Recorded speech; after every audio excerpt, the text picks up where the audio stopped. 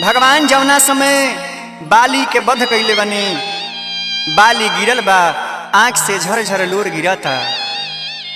भगवान से कहलस कि हे प्रभु, अपने तो करुणा के सागर हैं, सब पर समान नजर राखिले, लेकिन एगो बात बताई कि हम कौन कसूर कईनी, कौन अपराध कईनी कि हमरा के रौरा मार दीनी। हमरे भाई सुग्रीव जवन राउर प्यारा हो गई, ये पर चौपाई बा। मैं बैरी सुग्रीव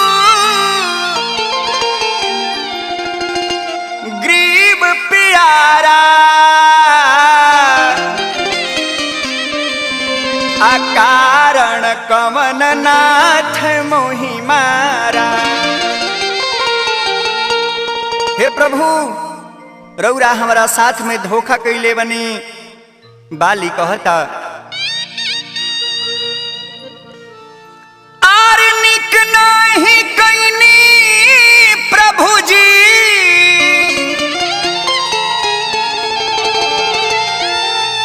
कि निक नहीं कइनी प्रभु जी,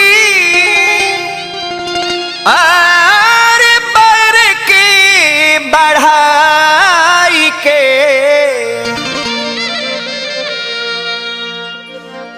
कि मरनी बहेलिया जैसे तड़ तर लुकाई के। मरनी बहेलिया जैसे तड़ तर लुकाई के। मरनी बहेलिया जैसे तड़ तर लुकाई के।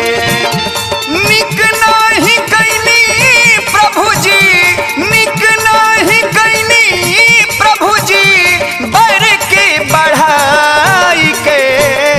मरनी बहेलिया जैसे तड़ तर लुकाई के। मरनी बहेलिया जैसे तड़ तर लुकाई के।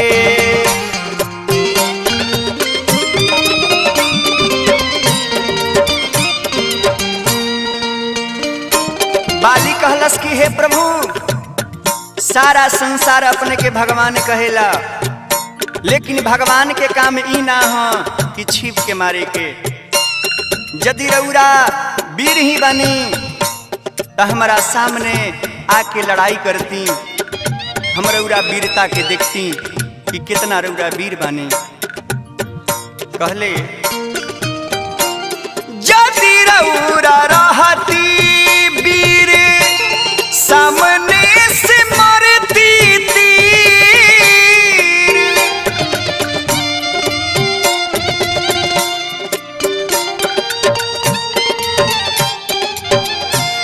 यदि रौरा रहती वीर, सामने से मरती तीर। आर एक बेर देखती हम, एक बेर देखती हम रौरा के आजमाई के। मरनी बहेलिया जैसे तड़ तर लुकाई के। मरनी बहेलिया जैसे तड़ तर लुकाई के। बाबा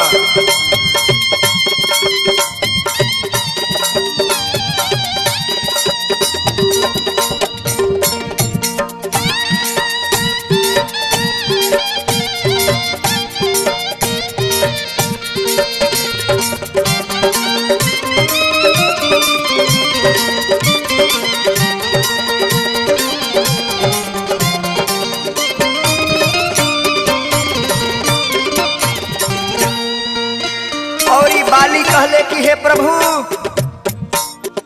रौरा हमरा साथ में छल कईनी, एगो भाई के मिला लिहनी, हमरा के मार दीनी। ई छलिया के काम होला। कैसे विश्वास करी रौरा हई विष्णु हरी।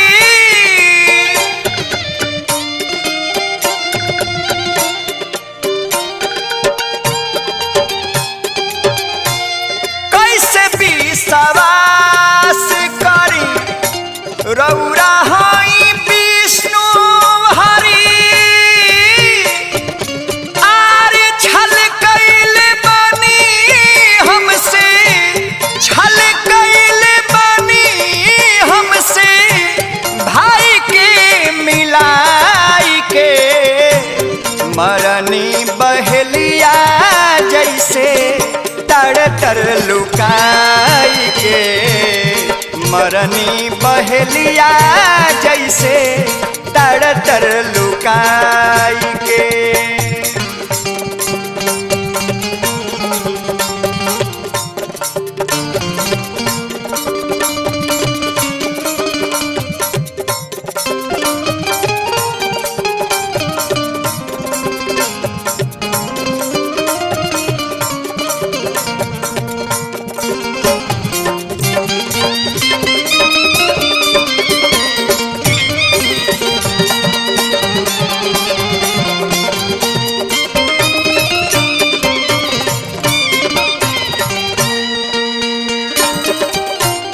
एगो के बचवनी काहे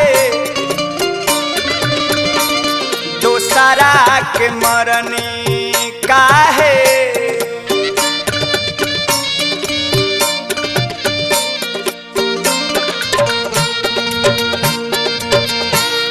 एगो के बचवनी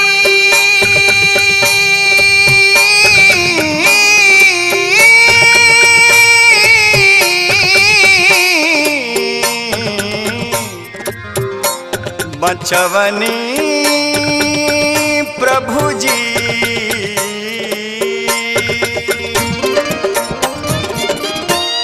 एगो के बचवनी काहे दोसरा के मरनी काहे।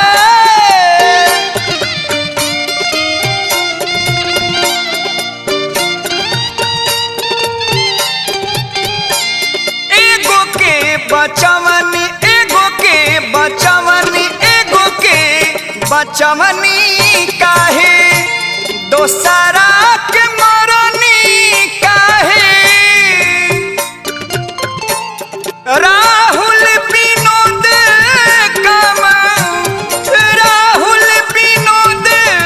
कम ऐनी ना भलाई के मरनी बहेलिया जैसे तर तर लुकाई के मरनी बहेलिया जैसे तर तर लुकाई के। निक नाही कैनी प्रभु जी निक नाही कैनी प्रभु जी बर के बढ़ाई के मरनी बहेलिया जैसे तर तर लुकाई के मरनी बहेलिया जैसे तर तर लुकाई के मरनी बहेलिया जैसे मरनी बहेलिया जैसे मरनी बहेलिया जैसे तर तर लुकाई के।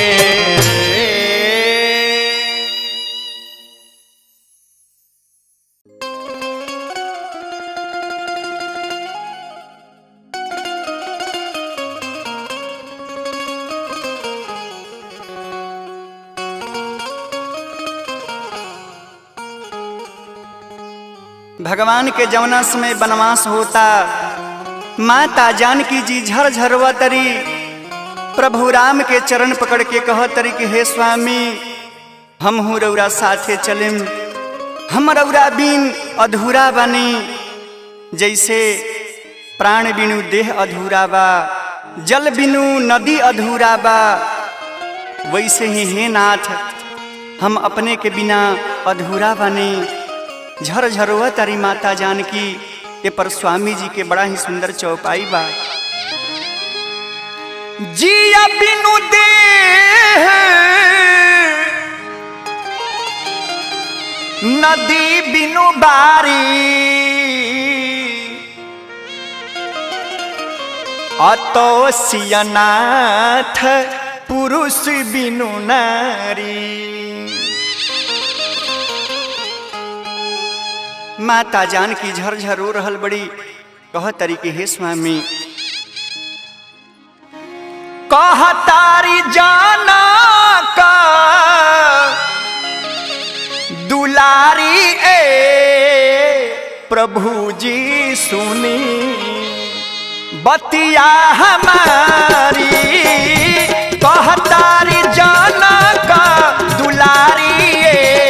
प्रभु जी सुनी बतिया हमारी, बतिया हमारी सुनी और जी हमारी, बतिया हमारी सुनी बतिया हमारी, कैसे रही है पाती बीनु नारी ए प्रभु जी सुनी बतिया हमारी, कहतारी जनक दुलारी ए प्रभु जी सुनी बतिया हमारी।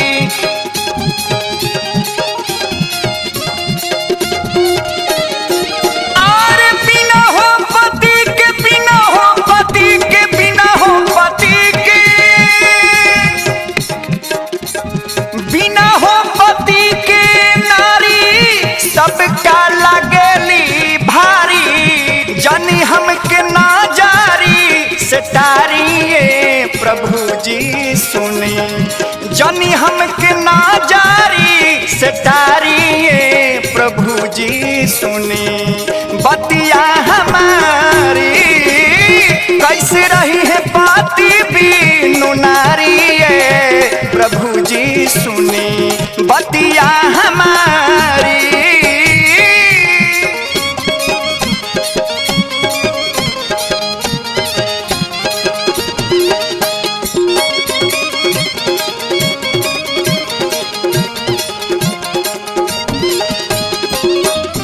कैसे अवध में रहब बिरह के दुख सहब,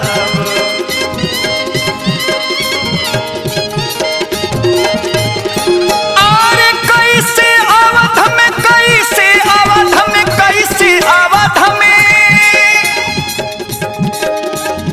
कैसे अवध में रहब बिरह के दुख सहब,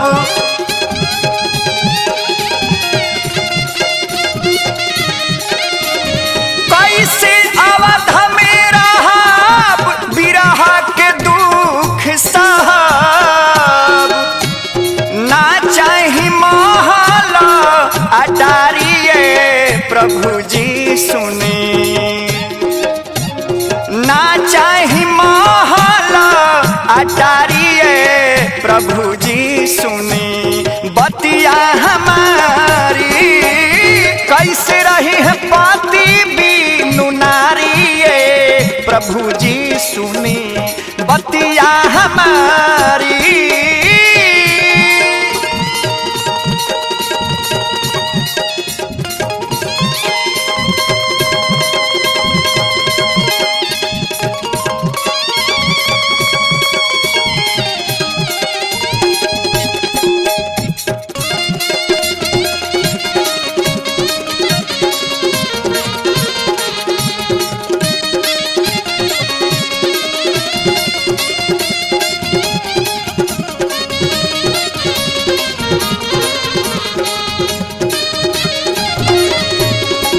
माता जानकी के आंख से झरझर आंसू गिरता, कि रौरा चली जाइब वन में, रातों दिन सोचब मन में,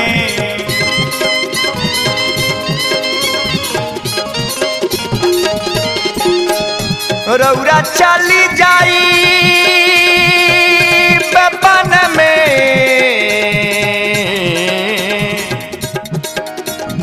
वन में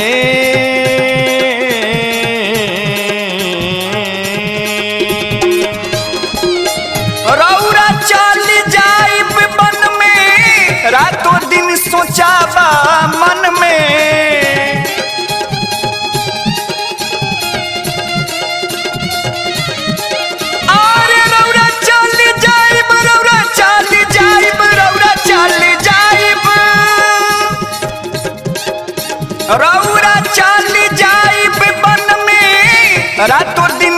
ललचा बा मन में, राहुल विनोद के सुनीली लाचारी प्रभु जी सुनी।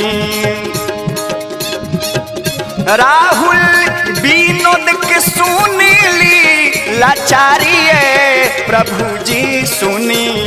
बतिया हमारी कैसे रही है पाती बीनु नारी प्रभु जी सुनी। बतिया हमारी पूछा तारी जाना का दुलारी प्रभु जी सुनी। बतिया हमारी कैसे रही है पाती बीनु नारी प्रभु जी सुनी। बतिया हमारी।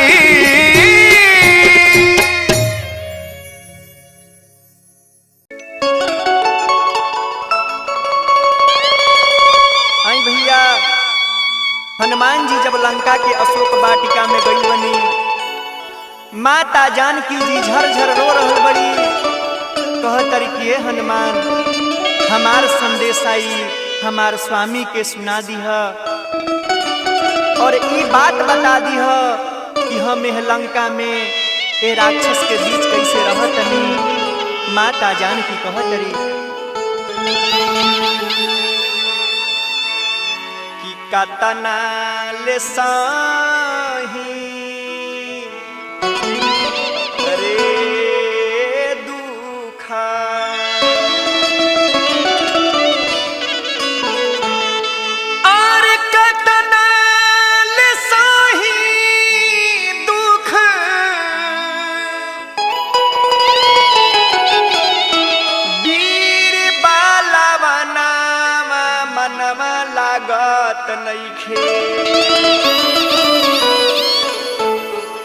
तबरी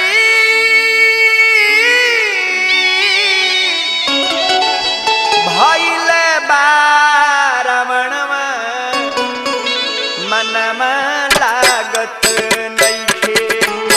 बैरी भइले बारवणमा मनमा लागत नइखे।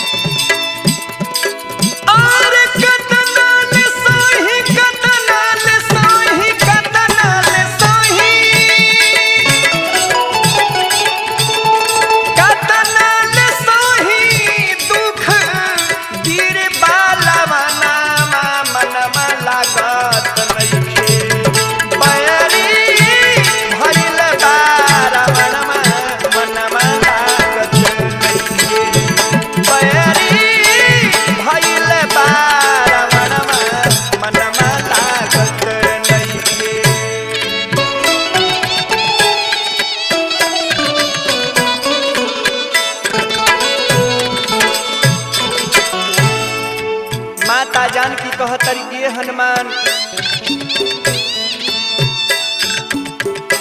कि पापी मुदैया रावण करत अत्याचार बा। पापी मुदैया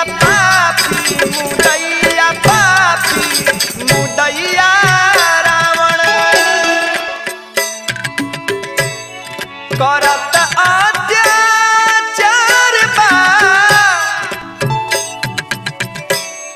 लंका नगर में केहू न लौकत हमार बा। लौकत हमार बा।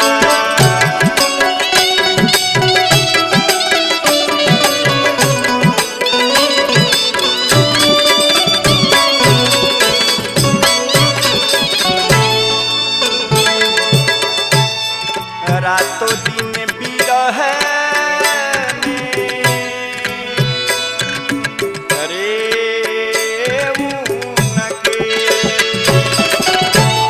रातों दिन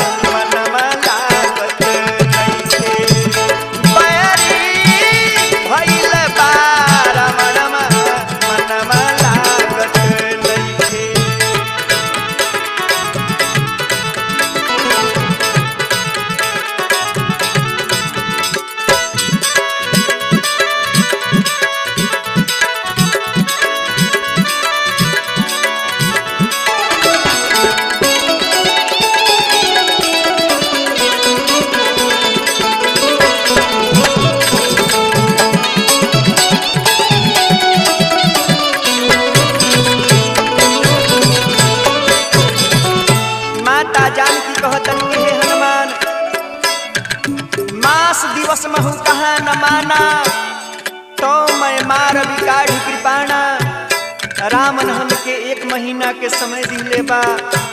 ई बात तू हमरा स्वामी से जाना दीह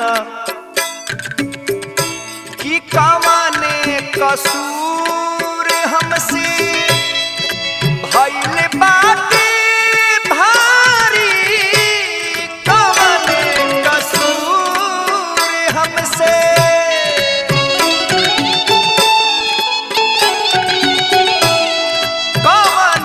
कसूर हमसे भइल बाटे भारी। काहे प्रभु दिहाले बानी हमके बिसारी, हमके बिसारी।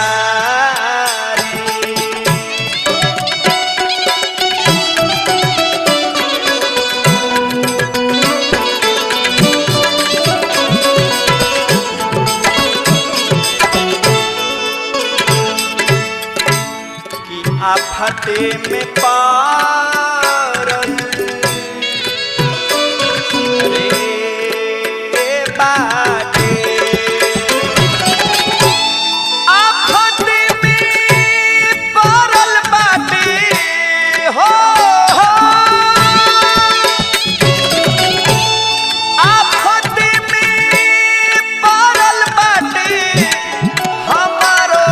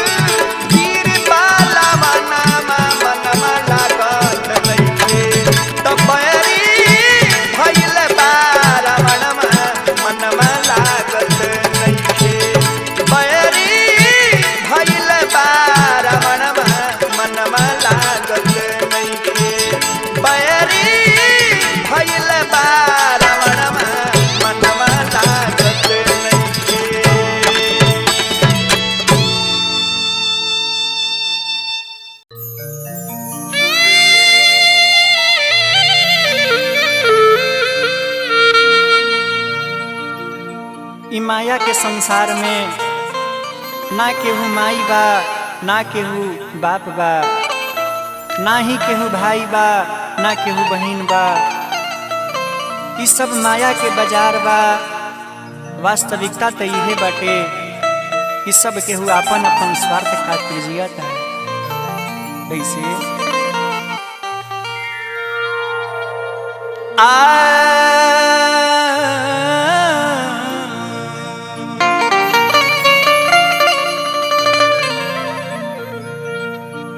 सगरो लगल बा इहवा माया के बाजार रे, माया के बाजार रे।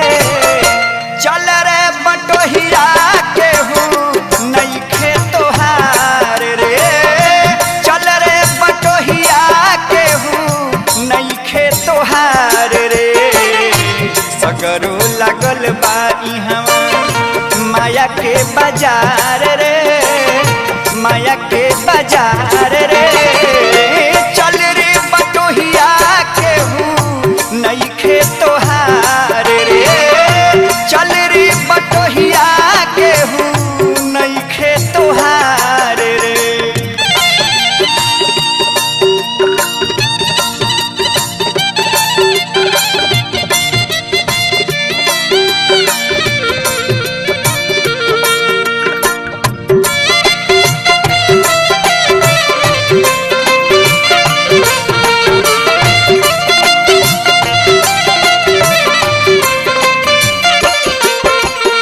वास्तविकता तो यह बा कि यहाँ केहू के केहू नहीं खे।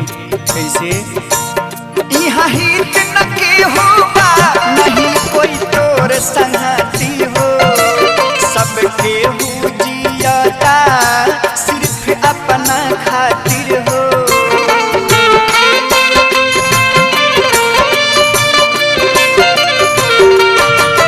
यहाँ हित न केहू बा, नहीं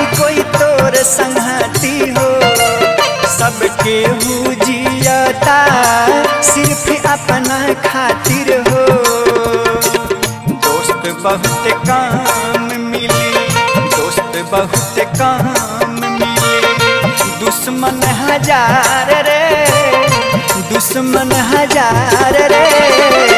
चल रे बटोहिया केहू नइखे तोहार रे, चल रे बटोहिया केहू नइखे तोहार रे। सगरो लगल बा इहवा माया के बाजार रे, माया के बाजार रे। चल रे बटोहिया केहू नइखे तोहार रे, चल रे बटोहिया केहू नइखे तोहार रे।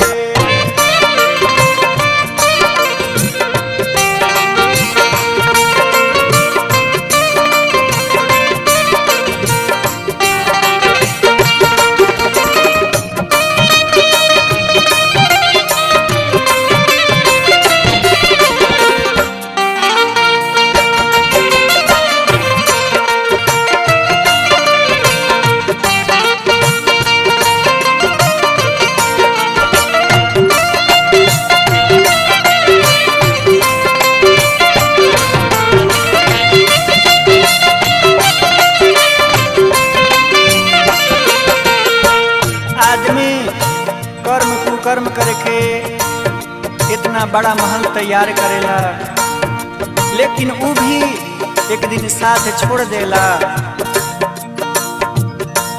पाई पाई के जोड़ी के बनवला महल दुताला हो, कुछियो न जाई साथे इहाँ में रह जाला हो।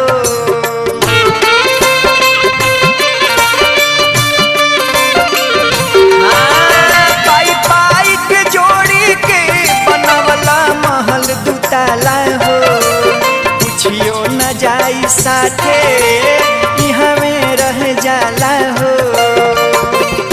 पल भर के मेला बा, पल भर के मेला बा, फिर हो जाई अन्हार रे, हो जाई अन्हार रे।